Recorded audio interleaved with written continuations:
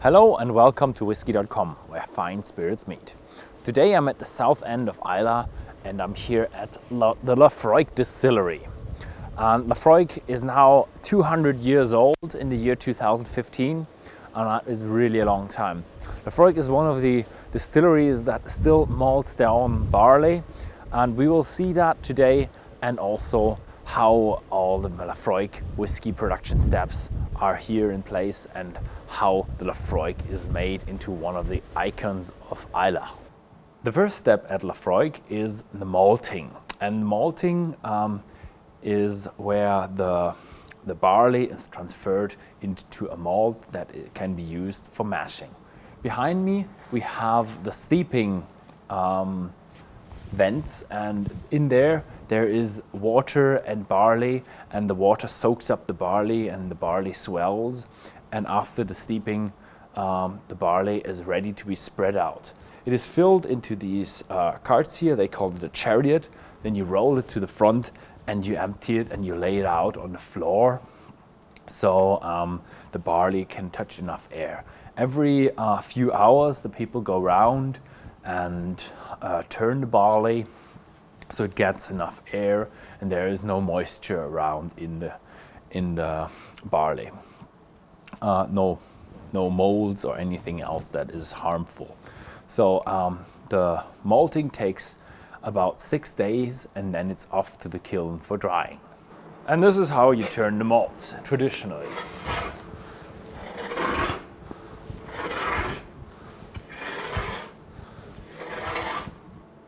And there is an even older way to turn it. It's the spade.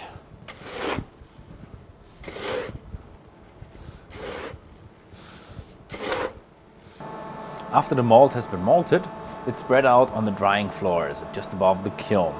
And you can see the malt has already some sprouts going out, and it has exactly the right consistency for the production of malt whiskey now. It has a content of about 40 to 60 ppm, depending on various conditions of the malt and the peat. So the first 15 hours are smoky, and the next 15 hours are just hot air to dry it and process it so it can be stored and used in the later process of making whiskey. So I'm standing right next to the kiln, and let's talk a bit about peat. Peat is a natural product, and when you see here, you see a lot of fiber content, a lot of roots growing through that, and here you see a compact piece of peat. And that's because this peat was dug out like that. You have one layer of peat and another layer of peat. So this is the deeper layer, and the top layer has more of the plants in them, and the deeper layer is more compressed already, more transformed. And if you'd wait and go deeper, then this would turn into coal. So behind me is the burning kiln, and in this kiln they use about 2 tons of peat per day. Let's shovel something in.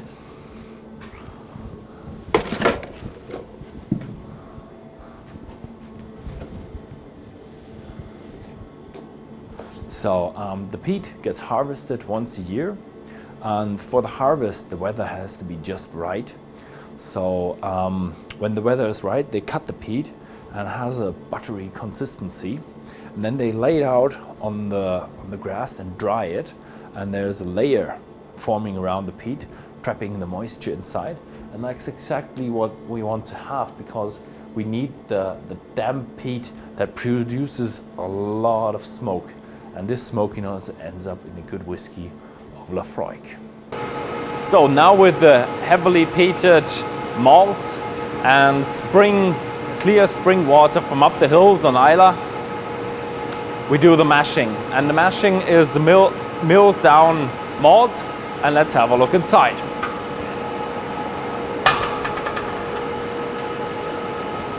This here is a modern lauder tun, and the lauder tun sprays on the water and washes out the sugar and the starch from the grist.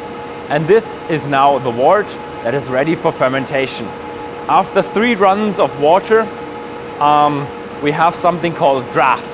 The draft is only proteins and that is now used for cattle feed, for the farmers, and they collect it at the distillery and bring it to their cows and raise their cows and feed them. Behind me is one of the fermentation tanks called the wash bags. And during the 90s, the Laphroaig Distillery changed their old wooden fermentation tanks to these new stainless steel tanks. They have a capacity of 52,000 liters, and the mash tun takes about 2.5 runs to fill up one of these wash bags. And after the fermentation, it is off to the distillation. This is a Laphroaig still house, and here we see the wash stills, and they are filled with the wash that has about 8% alcohol. The capacities of the wash still is 10,400 liters, and the distillation starts roughly about 34% alcohol by volume, and then you go down to about the 20s, and then you have your intermediate spirit. The second distillation, the pot stills are a bit smaller. They have a constricting piece, and the line arm is rising.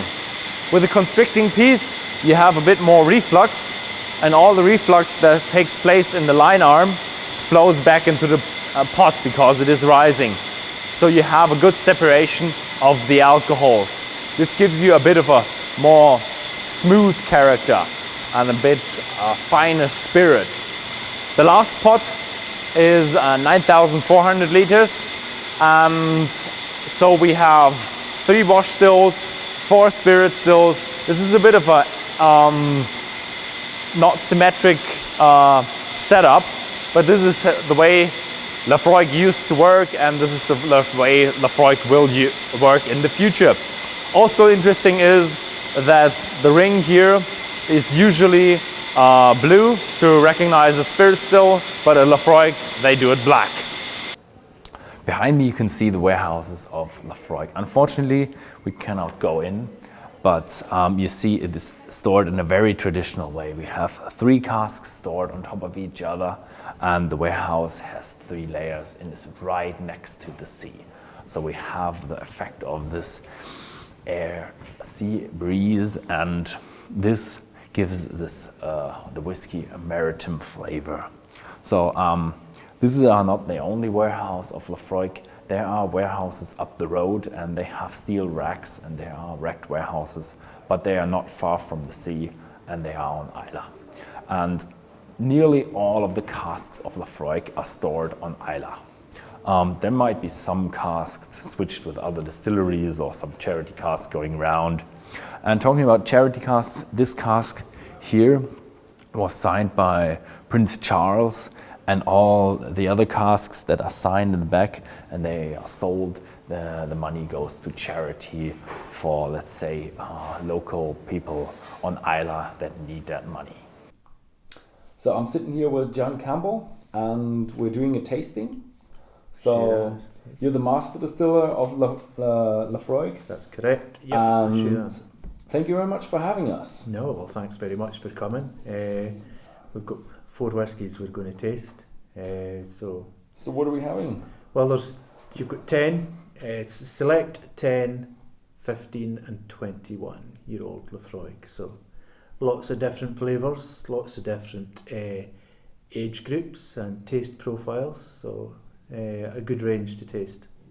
Okay, let's just dive right in. I've got some questions select, in between then. Yep, select. I'm assuming we're going from left to right here. Okay. Select is the left-hand side one. It's a good one to start with as well. Select is a brand new Laphroaig, or one of the newest Laphroaigs in the core range. It was introduced about 2 years ago now, and it's the Friends of Laphroaig, the club we've got. There's 700,000 members. They helped create they chose the winning recipe, and they chose the name of the brand as well. So when we were doing this, I produced 6 recipes, and they chose the winning recipe, and we chose lots of different names from all around the world, and Select was the winner. What we're doing with Select, we're mixing 5 different styles of Laphroaig together, all different ages as well, so it is a non-age statement product, and what we're trying to do, we're trying to get an easier introduction into the brand. So maybe Select is a brand for people that have never tasted Laphroaig before. So the purists, they know Laphroaig, they don't need to know Select kind of thing. It's more about bringing people into Laphroaig that don't know Laphroaig. So what you're going to find, there's first fill bourbons as normal, the normal recipe for Laphroaig. We've got some quarter cask matured Laphroaig in this. We've got some straight European oak, some straight American oak, and we've got some Pedro Jimenez matured. When you say straight oak, you mean like fresh wood? Yes, fresh wood, not used in the bourbon or the sherry industry. Okay, so at all. virgin So just, oak cask. Yep, virgin oak. So most of the ex-bourbon are from Maker's Mark. Maker's Mark. Yep. So Okay. that's a relationship we've had now for about 30 years. We've had that relationship. So what's going to happen? This is the way Ian Hunter would have made his Laphroaig in the early 1900s. He would have mixed different cask styles together to produce a Laphroaig. The great thing about drinking old Laphroaigs is that no two taste the same, which is an adventure. What we're trying to do nowadays is a very different process. We're trying to produce exactly the same flavour and style every single time. Whereas when Ian Hunter was creating his Laphroaigs, he didn't have casks coming from Maker's Mark all the time, for example. He just used to have to use the barrels that were available. So what that means is he had to create different recipes each single time. So it was one of the things that led to the next brand, the 10-year-old, being created in the 1940s. But with Select, before that, we thought we'd recreate what he used to do. So what you're going to find, Select's more approachable because of the 5 different styles of casks. And what's going to happen is, with all of these different styles, you think there's going to be, the peat is going to be less obvious in this one. Now there's the same amount of peat in all Laphroaigs, So you but we're just different cask styles and different ages. It'll feel different on the palate. So we're looking at like 45 or higher? 40% alcohol, this one. No, I mean at the ppm level we are looking at 45 Yes, or in the malt.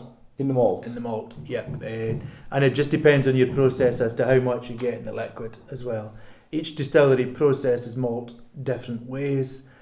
They've got different cuts in the stills as well, so depending on how you process and your cuts will depend how much you get in the liquid. So you can. So why am I telling you this? Because you can have a really heavily peated malt, but not so much in the liquid because of the way they process it. So Yeah, it depends on how much reflux and cuts in the stills, cuts everything. and stuff. So Laphroaig has a really good ratio, so we get less losses in the phenol, so we keep a high phenol level in the spirit. Okay. So yes, Let's try. yeah, we should. Slange. Slange.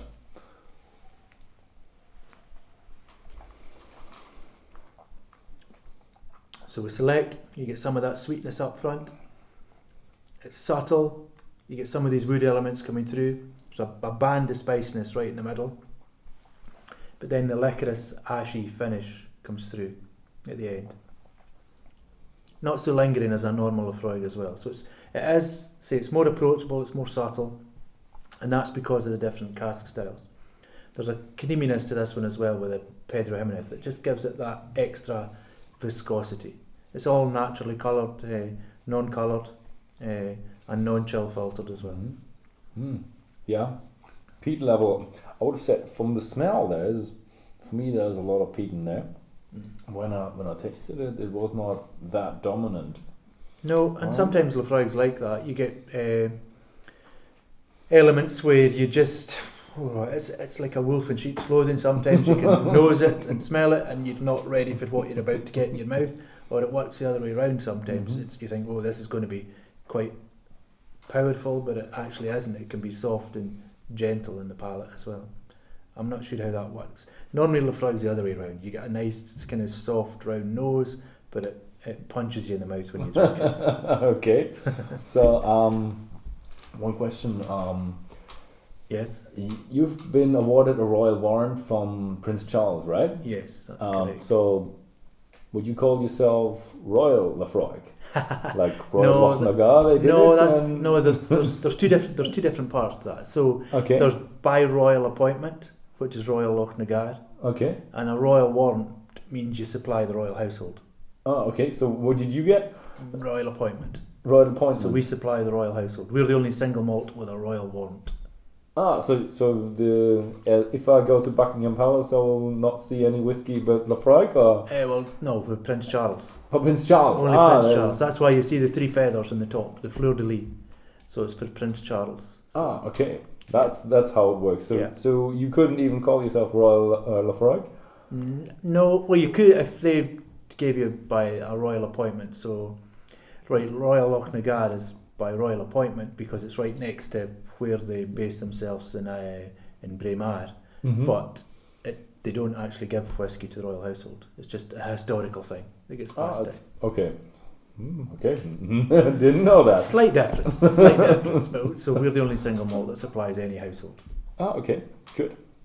So that was the non-age statement. Yep. What else? do we Number have? 2 is 10-year-old. 10-year-old. I think when you're doing a Laphroaig tasting, it's really always good to do 10 because it just gives you a line in the sand. So Ian Hunter was a bit frustrated about having to mix different casks together like the select recipe.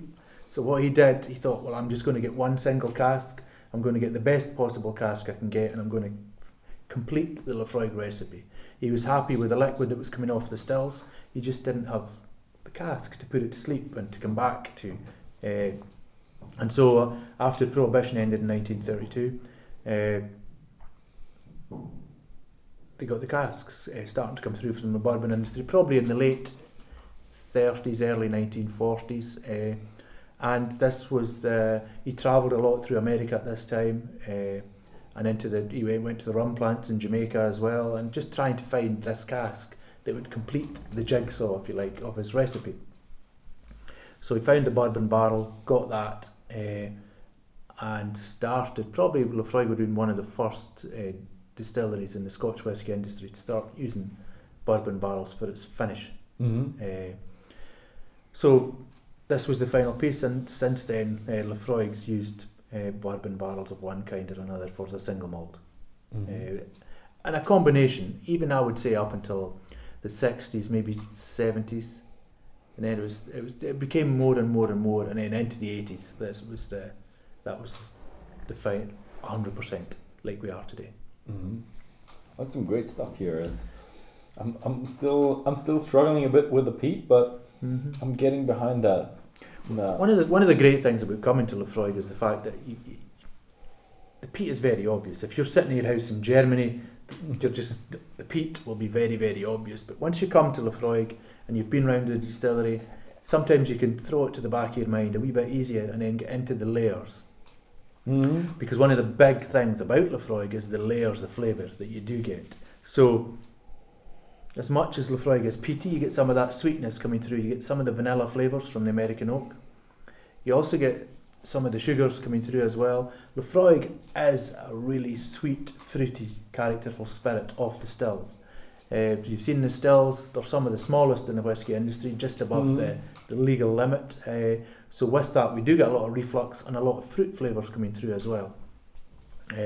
So this does come through and into the liquid as well. The other things that you get with Laphroaig, the peatiness as well. The peatiness is different on Islay compared to mainland Scotland, so you do get some of these kind of earthy, iodine, medicinal type flavours. You've got the cask flavours, you've got the fruity flavours coming through from the stills as well. So when you add all of these together, and in the maturation you start to get these floral notes coming through, you get lots of different layers and flavours coming through with the Laphroaig, and the 10 does that. Yeah, I kind of feel to get a bit of that bourbon flavour now. Just But up front, just quick. For me, I'm with a peaty whiskey. I had a bit of peaty whiskey before, but I'm not the peat head. Yeah, and it's just different levels as well. As you go through these 4 whiskies, even from Laphroaig, you'll find they all have different peat flavour profiles, but they all have the same amount of peat in them, but just through different cask ages, different cask samples, the peatiness will feel more or less. Yeah, I had the Black Bowmore obviously Bomber has peat as well, but Black Bomber didn't have that much. No, peat and you'll find just that, too old for that. well, what you find is there's two things for that. As whiskies get older, they generally produce, you get chemical reactions, oxidization, and that produces different flavours with the air moving out in the cask. What happens as well is if you go back 40, 50 years, the Islay peated malts wouldn't have been so heavy peated either. Oh, No. is it because of different style of peating the malt? Yeah, no, just more peat in them nowadays. And like back even in the 60s, they would have mixed unpeated spirit with peated spirit and blended different casks. There's lots of combinations. That's why up until the 80s or 90s, the consistency wasn't the same. I have to say, this reminds me a lot of the malt that I had from the kiln. I tried some from the kiln, and that just really reminds me of the kiln. Yeah, no, you do get a lot of that. And that's, if you were sitting at home in Germany, all you would get was peat. But because you can push these layers to the back, you'll get a lot of the depth coming through. You get a bit that sweetness. Yeah. Okay. Cheers. Cheers. Thanks.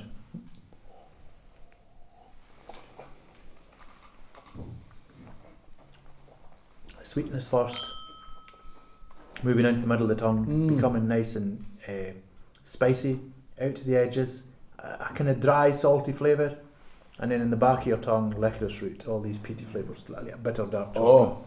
There's a lot going on. Now that's a bit more obvious for me. Yeah, got mouth watering. Yep. And sweetness and. Yeah, peaty flavours. Yeah, I would even say, that's licorice. I haven't tasted licorice before yet.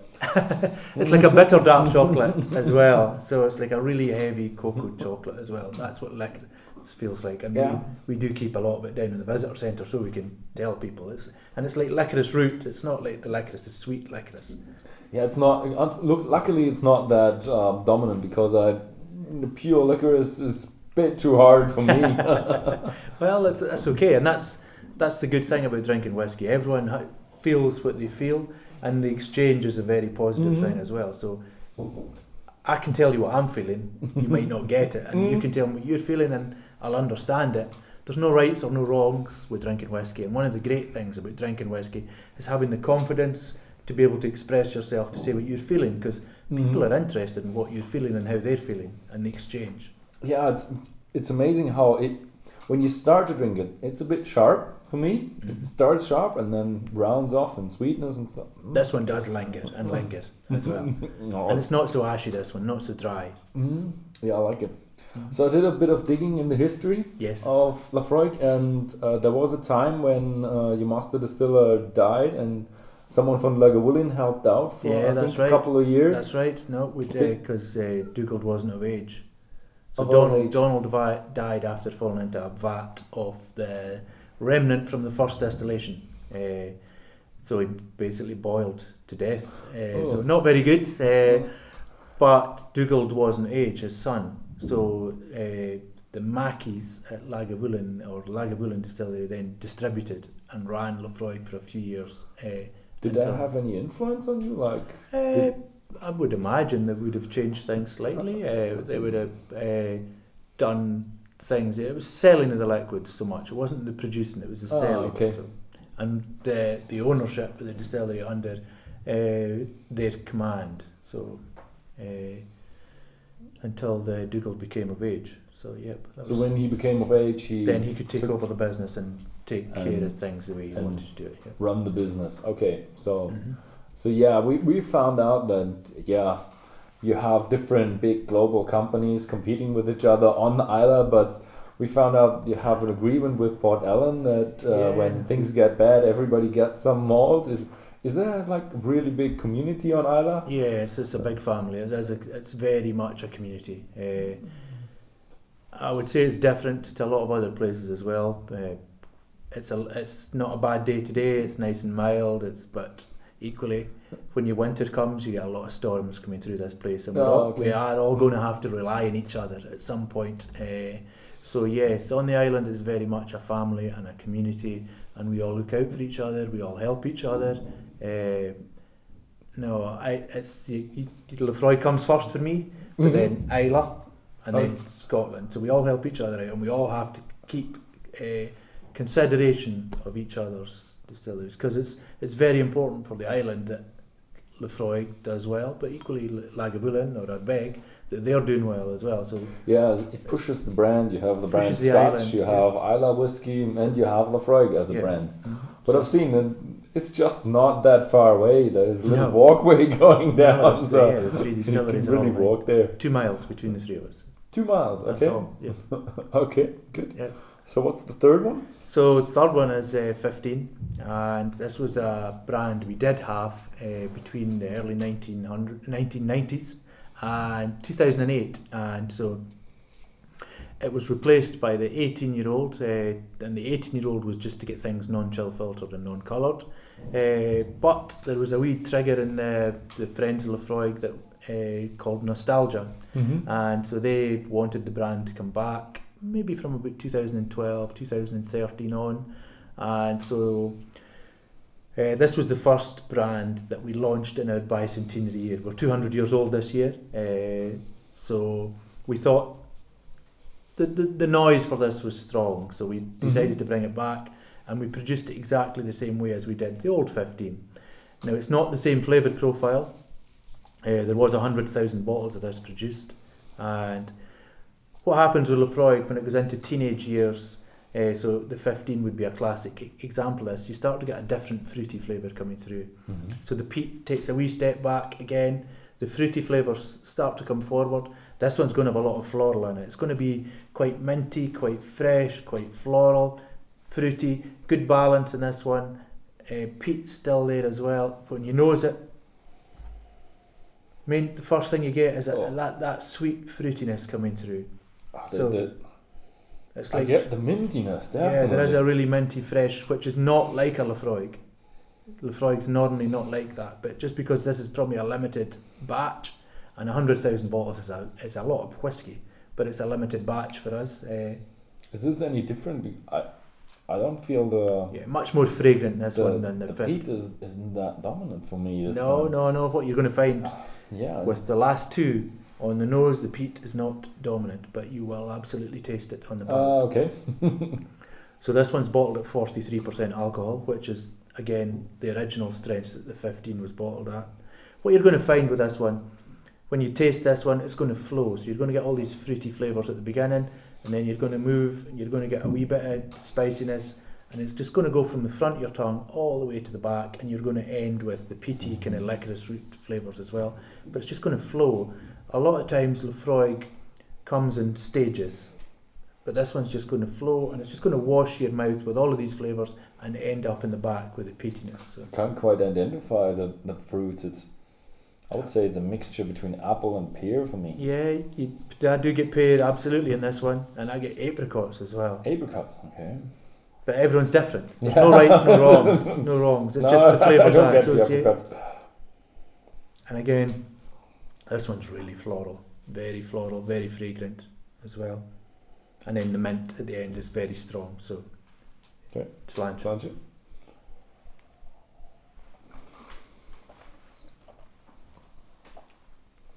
Initially a wee bit thinner, but then the sweetness comes through. You get that band right across the middle of your tongue, that depth, and then the peatiness slowly evolves and comes through. So, wee bit of dryness. This one is going to last for quite a long time. Quite citrusy at the back end, but not too orangey. More a kind of lemony, fresh one as well.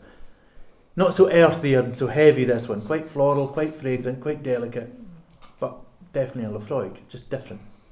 It's strange how the peat stays, and it's not that, for me. It's not that dominant. Huh? No. It's just like it kind of pulls everything together. Yeah, pulls everything together, and you have that sweetness and complexity. Yeah, I really like it. 15 years is good. So from our viewers, and we have a bit of concern. Now we have the select and the triple wood and the quarter cast. Yep. They're all non-age statement. Is the 10-year-old continuing, or is the no age statement pushing it out? So No. so what can we expect for the future? Is the Well, one of the things about Laphroaig is they've Mhm. never replaced an age statement with a non-age statement. So we don't do that. We just try and produce different flavours. So Quarter Cask would have been one of the first non-age statements released in the Scotch whisky industry in Mhm. 2004.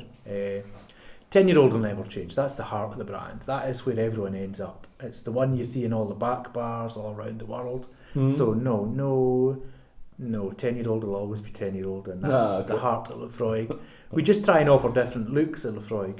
Mhm. We test it on the friends of Laphroaig first, and if they like it and they name it, then we'll release it. If they don't like it, it doesn't get released. And the purpose is not to put out age statements. It's to give people more options and more choices. So, no, we've never replaced an age statement with Okay. a non-age. So that's not the purpose. It's to just show a different angle to Laphroaig. Okay, so but I think global demand is rising. Yeah, no, very high, very high. So how are you keeping up? I've No, asked one of your distillers. You're running 21 shifts a week. Yep, flat out, 24/7. 24/7. So any plans for expansion? Yes, no, absolutely. We're looking at expansion plans. We are reviewing all that just now. We do, and the other thing as well, we do produce non-age statements, but we still do not involve ourselves in countries like China. It is slowly growing in India, but not much.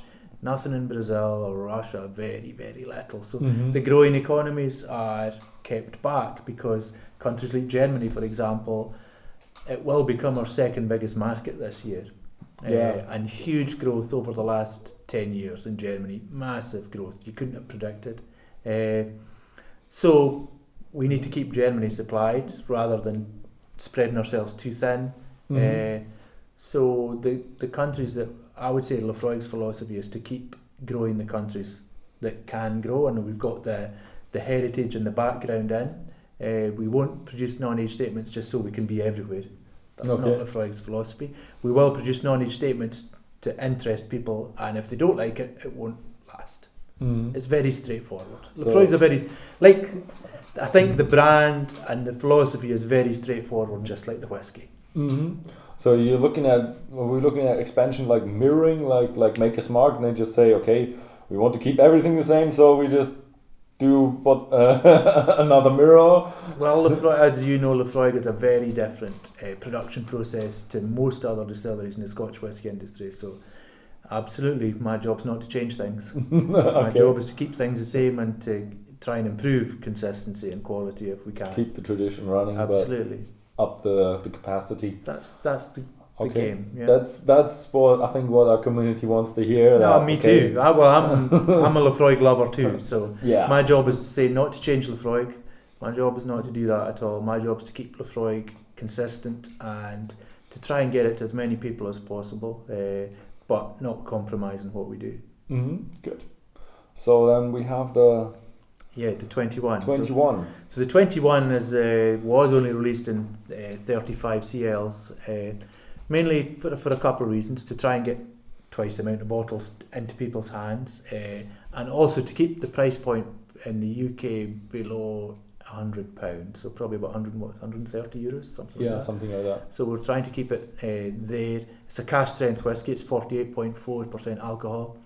Now, we were talking about wolf in sheep's clothing. This is a wolf in sheep's clothing. Okay. When you nose this one, you almost think, where's the Laphroaig? Oh, there's honey. Yeah, absolutely. Honey's straight away. But very straightforward honey. Yep, but like no peatiness. It's like a I have to say, sweet t-shirt. No peatiness at all in this one. On the nose, no peat. You just get honey, sweet, maybe heathery. is that seriously Cereal. a Laphroaig? Well, on the nose it's not. No, nothing like it. Nothing like it. Nothing like it. That's what I love about this one. It's full. You can get the age. You can get the intensity. There's some refill casks in this one and some first fill casks. If I all would first smell fill that, ones. I would rather go for bourbon. I have Yeah, to say. yeah. You have the honey. Yeah, bit of no, it's vanilla. very much like it's like probably like a Highland single malt.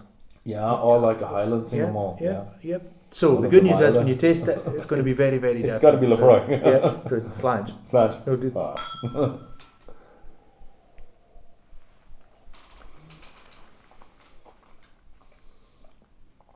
So you do get that honey, but then straight away you realise, oh, something different about this. You do get that band of spiciness. Oh, The saltiness is there, the licorice root, the peat. The balance is amazing in this liquid. The whole of your tongue is engaged at all different levels. You've got sweet, salty, spicy, smoky. It's like with a 15-year-old have that peat, but it's a bit more subtle. Yeah, And yeah. It rounds off the edges. No, absolutely. So, yeah. But really like the it. the whole, and this one will last and last and last. This one will finish probably tomorrow afternoon about 6 o'clock at night. So, yeah. Yeah, I really like that. There's a Because it's completely, nose to palate, completely different. I just can't nail down the fruitiness or the Yeah, sweet no. flavors. So when you go into the 20s with Laphroaig, it goes from like apricots and pears and red fruits. You start to get tropical fruits coming through. So you might very well get some, like I've seen pineapples, like kind of stewed tropical fruits, maybe mangoes coming through. Yeah, it's a different fruitiness. Yeah, no, So absolutely. is It's a kind of there- rich, creamy fruitiness, a heavier kind of style of fruitiness coming through. Is this more heavy on the sherry casks? Or? No sherries in this one at all. No sherries at all? No, and a lot of people think that with Laphroaigs as well, but it just naturally happens with older Laphroaigs. Because the fruitiness is there in the new spirit, it takes a while, the peatiness wins, and Laphroaig follows a profile where the saltiness isn't there till about 6 years old, and then the peatiness dominates up until about 12, and then 13 to kind of 18, 19, you get this kind of mangoes, you get apricots, you get pears, you get a cereal note coming through in the Laphroaigs, and then when you get older into the 20s, you get tropical fruits coming through. You start to get maybe chocolatey flavours coming through, all these different things, and I would say that's the evolution.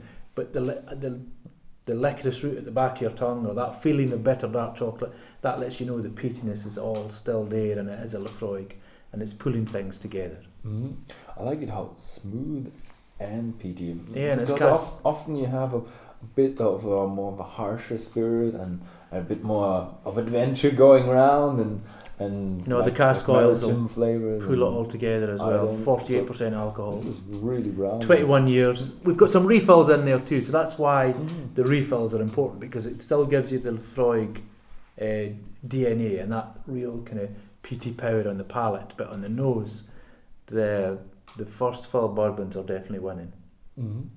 Yeah, so we're through. So thank you for having us. No, you're very welcome. Thanks for coming along. And Thanks for letting us go around on the whole distillery and showing it to our people. no, Laphroaig's a great thing, and the more people that understand that, the better. That's part of my job too, to try and promote Laphroaig, the brand, our philosophy, and thanks very much for your support. Yeah.